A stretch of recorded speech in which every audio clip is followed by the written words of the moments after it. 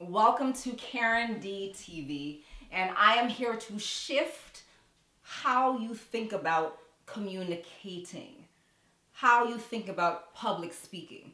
Because here is a reality.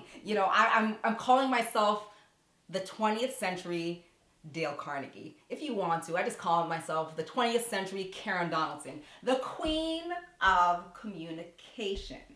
Right? So here's the reality. Communication has changed over the years.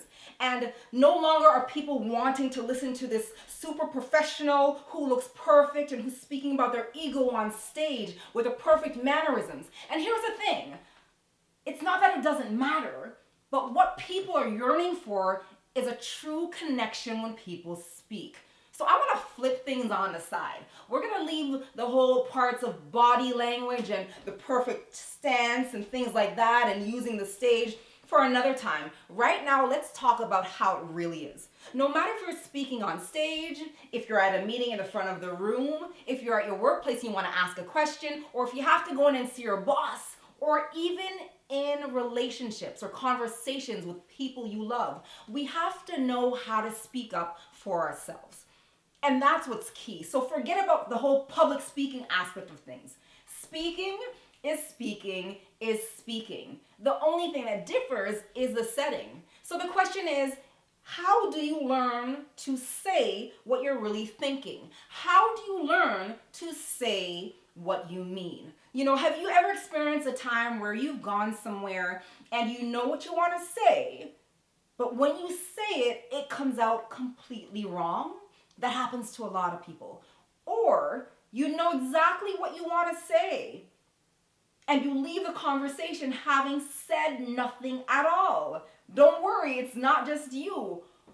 Or if you are in a meeting setting, if you're a professional, if you just do 9 to 5 or you're an entrepreneur, you have a preset presentation, and as soon as you get up there, you forget everything. Know that that's normal. But I want to talk about a new technology that I've developed, and it's called the voice box.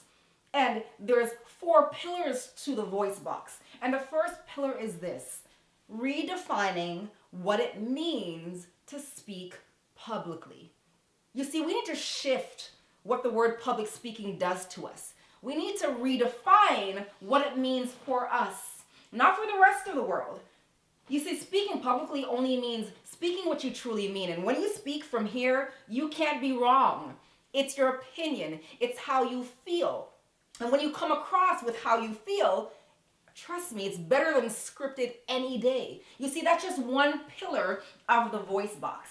And I just want to touch on that. So what's the first thing that comes to mind when I say speak publicly?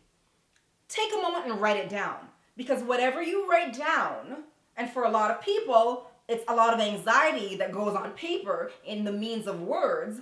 That's what needs to shift, and that's what needs to be redefined. What should you be saying to yourself is this. You want to be saying things like this: I know what I'm talking about. This is how I feel, and I'm entitled to share it. We'll have a better relationship if I can be honest with how I feel. I'm only here to share and help people. And once we start to redefine how we see speaking publicly in the manner that I shared, you start to show up so much stronger. You start to show up so much more powerfully in all your interactions, whether it be one-on-one, one to a group, everyday conversations, or on stages and in presentations. But that's where it begins. It starts up here. It starts with you reshifting how you define speaking publicly. So that's just step 1, part 1, and we're going to get into more parts of the other pillars of the voice box technology so you can show up in a way that's strong, so you can speak up and be heard, and so you can start saying what you mean. I'll see you next time on Karen D TV.